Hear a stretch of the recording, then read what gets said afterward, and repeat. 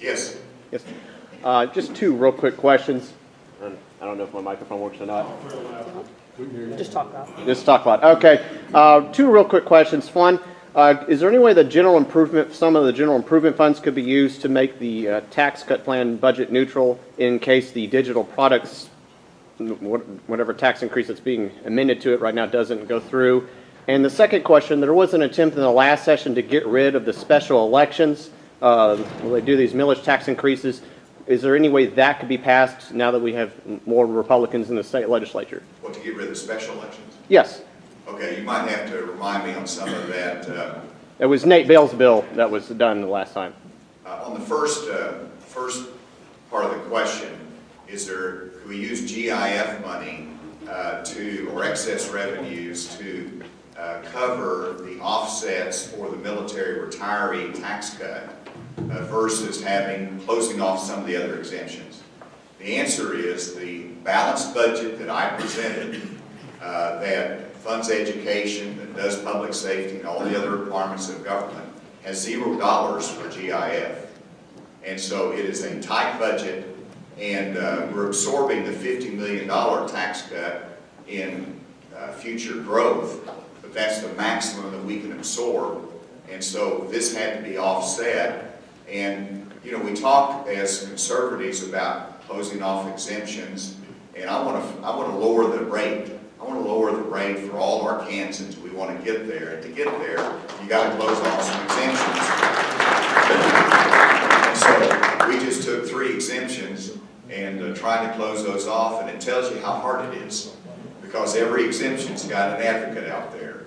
And so it's not easy. Sometimes you just got to suck it up and do it. And so we've got 3 exemptions that will pay for that military retiree. I think they're the right thing to do. One of them, for example, is unemployment benefits. I know that it surprises you, but we don't have an income tax on unemployment benefits. This simply says you will close off that exemption.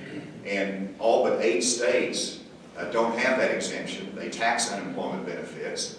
They tax it at the federal level. So that's a good exemption to close off. Now people think, well, you know, this is really going to hurt the lower income, but the fact is that they just had 200 executives laid off at Walmart at their headquarters. They're probably $100,000 a year jobs. That means their unemployment compensation is going to be taxed. And so it's not just a low income hit. I could go through all of the exemptions, but that's an example of what we're closing off.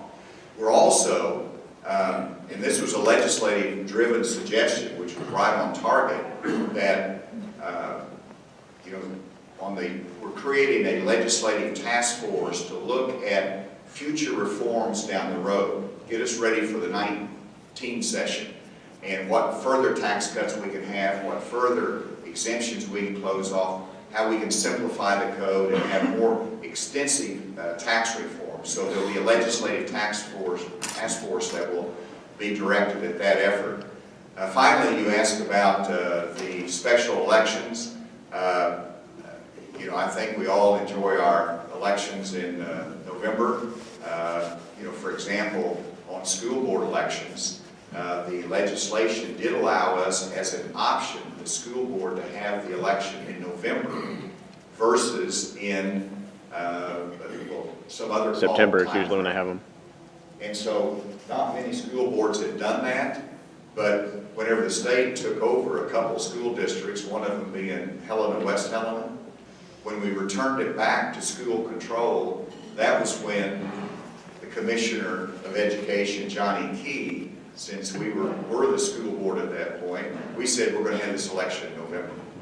And so, you know, we're able to influence that process. I don't know whether there's legislation right now that will impact other special elections.